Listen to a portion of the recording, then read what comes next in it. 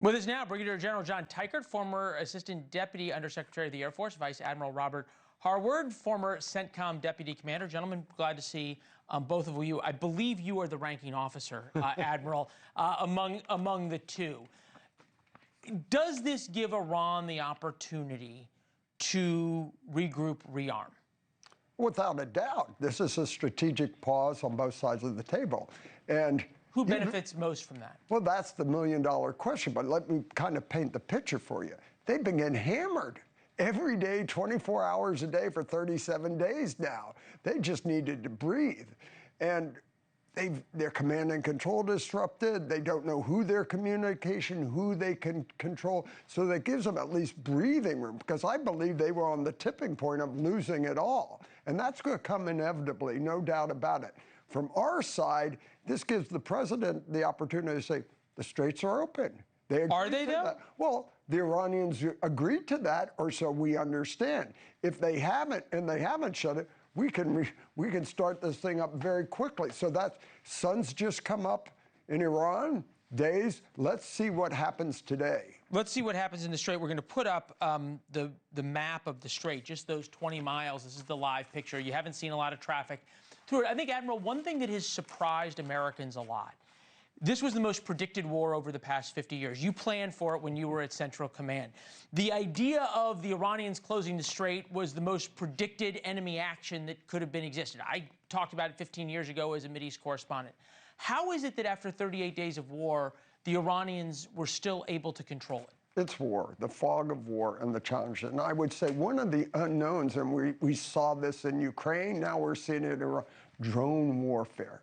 The mass and scale, always mass has been a dynamic of conflict, but mass swarming of drones, cheap to produce, producing thousands. I don't think anyone understood the scale or numbers of drone, and that's been a real game changer. Just as Ukrainians, for a few $100,000, used technology and innovation to balance the power with Russia, Iran's done the same with us with drones. General, at some point after 38 days of bombing, you've pointed out rightly that we've enjoyed air supremacy over Iran that really the U.S. military has never had in any kind of war before.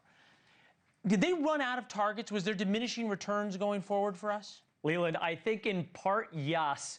But I think now that we've got a chance to take a pause, we can reassess some of our prior assumptions. Where are the target sets that we just left alone, that we didn't strike? And I think now there's a chance to go back and think through what are the ways, if this starts back up again, that we can provide or produce the most leverage by increasing costs and risks on the regime, instead of just striking the same old things. Energy targets, I think maybe some of the power targets, but the assumption I would love to re-challenge is, should we emphasize more, if this started back up again, those targets that would foster the conditions to maximize the opportunity for regime change? So this is Pete Hegseth on that point. Take a listen.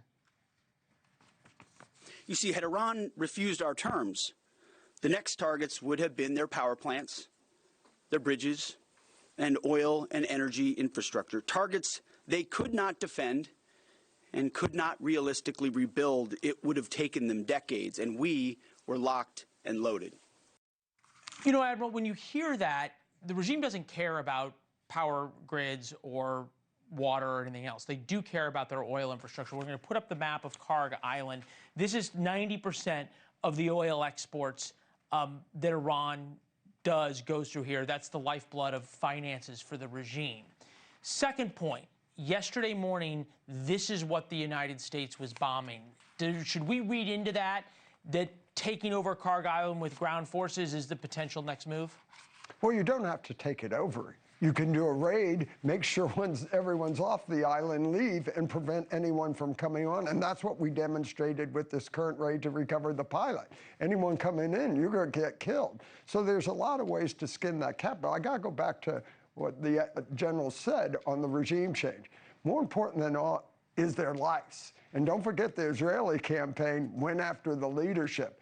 We can crank that up every day. Don't forget, We had bounties out on people before. We had decks of cards to identify people. So there's a lot of steps we have not done in escalating it to go after the IRGC and the besieged and those members. We were told, though, that was going on, right? From the very beginning, Trump talked about regime change. The president was talking about those things. Are you saying the U.S. military was holding back?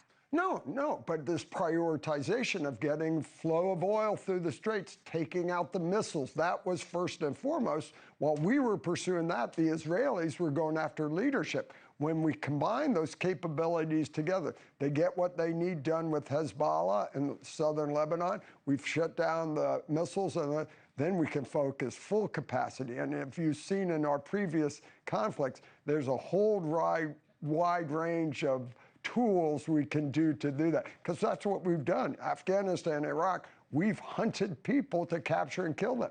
That still lies ahead, and why this inevitably, I believe, the regime change is the final outcome. Leland, I think that if there was something that we took a step back and said, what do we regret today not doing during the last 5.5 weeks?